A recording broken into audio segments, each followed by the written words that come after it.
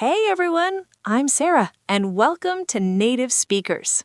And I'm Johnny. We're here to help you master English through real conversations that actually matter in your daily life. Today, we're diving into something super important, boss-employee conversations. Whether you're working in an English-speaking country or dealing with international clients, knowing how to talk to your boss can make or break your career. Absolutely. So grab a notebook, get comfortable, and let's learn together. Ready, Sarah? Let's do this. All right, Sarah, let's start with the basics. When most people think about workplace English, they panic, right? They think they need to sound super formal and stiff. Oh, totally. But here's the thing. While you do need to be professional, you also need to sound natural. The worst thing you can do is memorize fancy phrases that make you sound like a robot. Exactly. So let's begin with the most common situation, the morning greeting. Sarah, imagine you just arrived at the office and I'm your boss. How would you greet me? Good morning, Johnny. How are you today? Good morning, Sarah. I'm doing well. Thanks for asking. How about you? I'm great, thank you. Ready to tackle that project presentation. Perfect. Now, I think we should pause here. Notice what just happened? We kept it simple, friendly but professional. I didn't just say hi or hey, which would be too casual for a boss. But I also didn't say something overly formal like, "Good morning, sir. I hope this day finds you in excellent health." Right. That would be weird. In modern workplaces, especially in the US, Canada, and the UK, the tone is professional but conversational. You want to show respect without sounding like you're from the 1800s. Now, here's a pro tip for our viewers. Always acknowledge your boss when you see them. Even if you're busy, a quick good morning or a smile and nod shows respect and awareness. Love that. Okay, let's move to a slightly more challenging scenario. Sarah, what happens when your boss asks you about a project you're working on, but you're behind schedule? Oh, this is where people really struggle. They either make excuses or they panic and apologize a million times. So let me be the boss again. Sarah, how's that report coming along? I was expecting it yesterday. I apologize for the delay, Johnny. I encountered some unexpected challenges with the data analysis, but I'm making good progress now. I should have it ready by tomorrow morning. Would that work for you? That's fine, but please keep me updated if there are any more delays. Absolutely, I will. Thank you for understanding. Okay, let's break this down because this is gold. First, I acknowledged the delay immediately. I didn't make excuses or blame anyone else. I said, I apologize for the delay. Simple and direct. Second, you gave a brief, honest reason. You said there were unexpected challenges with data analysis. You didn't give me a 20-minute explanation, but you also didn't leave me wondering what happened. Right. And third, I gave a clear timeline by tomorrow morning. Bosses love specificity. Don't say soon or as soon as possible. Give an actual time. And finally, you asked for confirmation. Would that work for you? This shows you respect my schedule and are being considerate. Exactly. This is the structure you should follow. Acknowledge, explain briefly, commit to a timeline, confirm. Beautiful.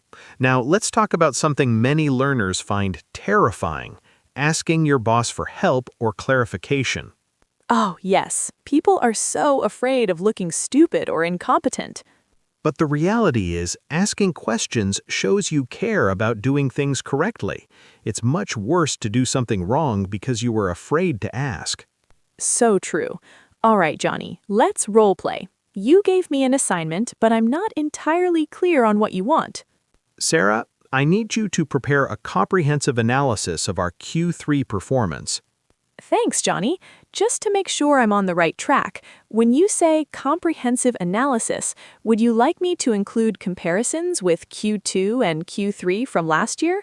And should I focus on all departments or specifically on sales and marketing? Great questions. Yes, include year-over-year comparisons and focus primarily on sales and marketing, but give a brief overview of other departments too. Perfect. And when would you need this by? End of the week would be ideal. Got it. I'll have it ready by Friday afternoon. Thanks for clarifying. Stop right there. This is masterclass material, people. Notice how I asked for clarification without saying, I don't understand or I'm confused. Instead, I used the phrase just to make sure I'm on the right track. That's brilliant because it sounds proactive and professional. You're not saying you don't understand, you're confirming details to ensure quality work. And I asked specific questions. I didn't just say, can you explain more? I asked about particular aspects, comparisons, departments, and timeline. This shows you're already thinking about the project. It demonstrates engagement and professionalism. Now let's talk about a situation that makes everyone uncomfortable, disagreeing with your boss. Oh boy, this is advanced, but it's so important because yes people don't add value to a company. Right, but there's an art to disagreeing respectfully. Let's try this scenario. Johnny, you're my boss, and you want to implement a new system that I think might cause problems. Johnny, I've decided we're going to switch to this new project management software starting next week. I appreciate you wanting to improve our workflow, Johnny. I've actually been reading about that software, and I have a couple of concerns I'd like to share. Do you have a moment? Sure, what's on your mind? I think the software has great features, but I'm a bit concerned about the learning curve. Our team is already working on 3 major deadlines next month. I'm wondering if it might be more effective to implement it after those projects are completed, so we can dedicate proper time to training without impacting our current commitments. What do you think? That's actually a good point. Let me reconsider the timeline. Okay, let's analyze this conversation because it's packed with techniques. First, you started with validation. I appreciate you wanting to improve our workflow. You acknowledged my intention before disagreeing. Yes, never lead with negativity. Show you understand the goal even if you disagree with the method. Then you asked permission to share concerns. Do you have a moment? This opens the door for dialogue. I also said, I'm a bit concerned, rather than, this is a terrible idea, or this won't work. Softer language makes people more receptive. And you provided specific reasoning based on facts, the team's current workload and deadlines, not just feelings or opinions. Most importantly, I offered an alternative solution. I didn't just point out problems. I suggested implementing it after the projects are completed. And you ended with, what do you think, which invites collaboration rather than creating confrontation. Exactly. Now, let's tackle another common scenario, receiving criticism or feedback from your boss. Oh, this is where emotional intelligence really matters. Absolutely.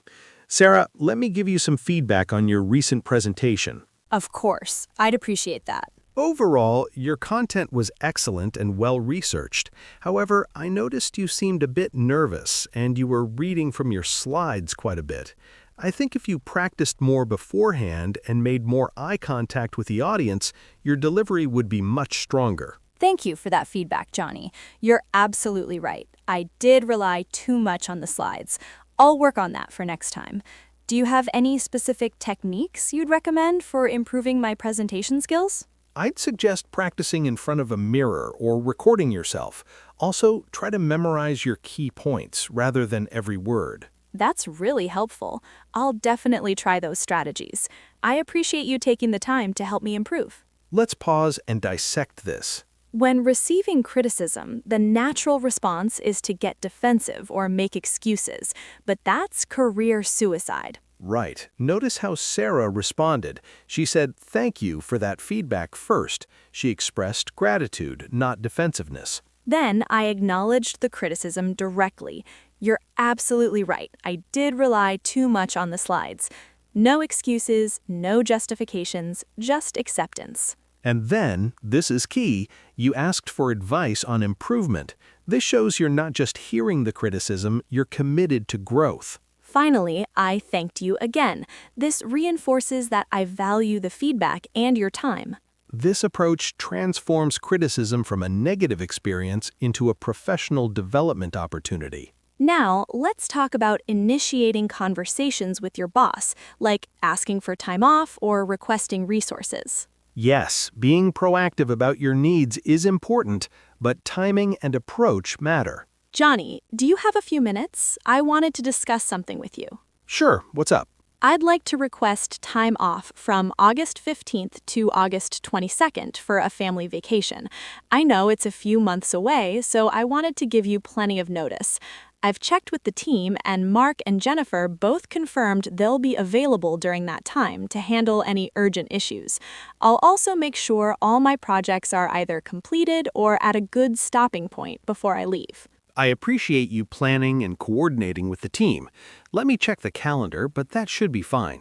Great. Just let me know and I'll make the formal request through the system. Thanks. Perfect example of being proactive and considerate. Notice I asked if he had a few minutes first. Never ambush your boss with requests when they're clearly busy or stressed. You gave specific dates, plenty of advance notice, and this is crucial, you showed you'd already thought about the impact on the team. Right. I mentioned that I'd coordinated with colleagues and planned to finish my work. This shows responsibility and thoughtfulness. This is so different from just saying, hey, I need to take a vacation in August. Exactly. Now let's discuss a more sensitive topic, talking about salary or raises. Oh, this makes everyone nervous, but it's a necessary conversation. The key is preparation and timing. Don't have this conversation on a random Tuesday when your boss is stressed. Right. Let's role play. Sarah, you want to discuss a raise. Johnny, could we schedule a time to discuss my performance and career development? I'd like to talk about my contributions over the past year and my goals moving forward. Sure. How about Thursday at 2 p.m.? That works perfectly. Thank you. Thanks for meeting with me, Johnny. I wanted to discuss my role and compensation. I've been with the company for 18 months now, and I'm really proud of what we've accomplished together. I've successfully led the redesign project, which increased user engagement by 30%, and I've taken on additional responsibilities managing the new team members. You've definitely been doing great work. Thank you. Based on my research of industry standards for my role and experience level, and given my expanded responsibilities and proven results, I'd like to discuss the possibility of a salary adjustment to $75,000. I'm committed to continuing to deliver strong results for the team. I appreciate you coming prepared with specific examples. Let me review this with HR and get back to you next week. I understand. I appreciate you considering it. Is there anything specific you'd like me to prepare or any questions I can answer? No, this is good. I'll be in touch. All right, let's break down this crucial conversation. First, you scheduled a formal meeting. You didn't catch me in the hallway or bring it up casually. And I framed it as a discussion about performance and career development, not just I want more money. In the meeting, you led with your accomplishments and specific metrics. The 30% increase in user engagement, that's concrete evidence of value. I also mentioned industry research, which shows I've done my homework and I'm making a reasonable request based on market rates. You stated a specific number, $75,000, not a vague, I think I deserve more. And I remained professional throughout, even when you didn't give an immediate yes.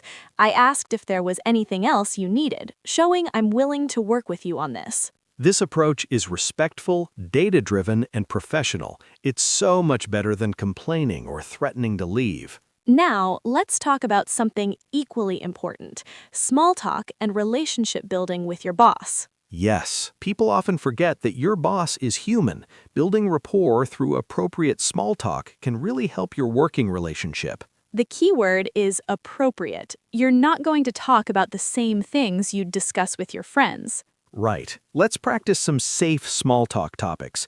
Sarah, imagine we're in the elevator together on Monday morning. Good morning, Johnny. How was your weekend? Pretty good. We took the kids hiking. How about yours? Nice! I finally finished that book you recommended last month, Atomic Habits. It was fantastic. Some great insights I'm already trying to apply. Oh, great. What did you think of the chapter on habit stacking? I loved that concept. I've actually started pairing my morning coffee with reviewing my daily goals, and it's been really effective. That's exactly how I use it too. Glad it's working for you. See what happened there? You asked an open-ended question, how was your weekend, which is safe and friendly. I then connected to something we'd previously discussed, a book recommendation. This shows I value his suggestions and creates common ground. We had a genuine, brief conversation that built rapport without being too personal or time-consuming. Other safe topics include recent company news, industry trends, weather for big events like unusual storms, professional development, and general current events that aren't controversial. Avoid politics, religion, gossip about coworkers, overly personal information, complaints, and anything that could be considered inappropriate. Now, let's discuss handling mistakes, because everyone makes them. This is where integrity and communication skills really matter. Johnny, I need to let you know about a mistake I made. What happened? I sent the client proposal to Harrison Industries with last quarter's pricing instead of the updated rates. I realized it about an hour ago when I was reviewing the file. I've already drafted a correction email explaining the error and providing the accurate pricing. I wanted to check with you before sending it. How much of a difference are we talking? About 8% higher on the updated pricing. I've also prepared a brief explanation that positions it as an administrative error and emphasizes the value we provide at the correct price point.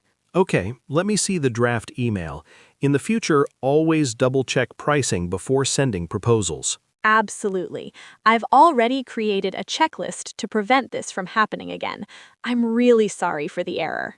All right, send the correction and let me know what they say. Will do. Thank you. This is textbook crisis management. First, I came to you immediately. I didn't wait hoping you wouldn't find out or let the client discover it first.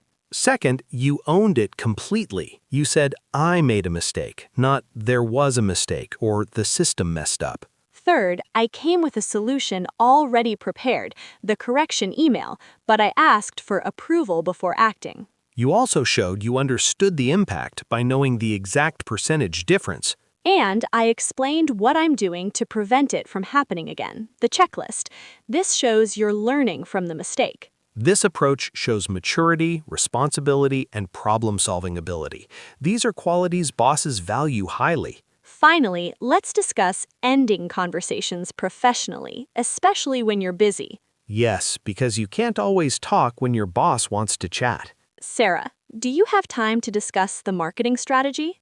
I'd really like to give this my full attention, but I'm actually in the middle of finishing that urgent report for the board meeting. Could we schedule 30 minutes this afternoon, maybe around 3 p.m.? That way I can focus properly on the marketing discussion. That works. Let's meet at 3. Perfect. I'll be prepared with my notes. Thanks for understanding. Great example of setting boundaries respectfully. You didn't just say, I'm busy. You explained what you were working on, emphasized that you want to give the topic proper attention, and offered a specific alternative time frame. This shows respect for both your boss's needs and your own time management. Exactly. And saying, I'll be prepared with my notes, reinforces that you're taking the meeting seriously. Wow, Johnny, we've covered so much today.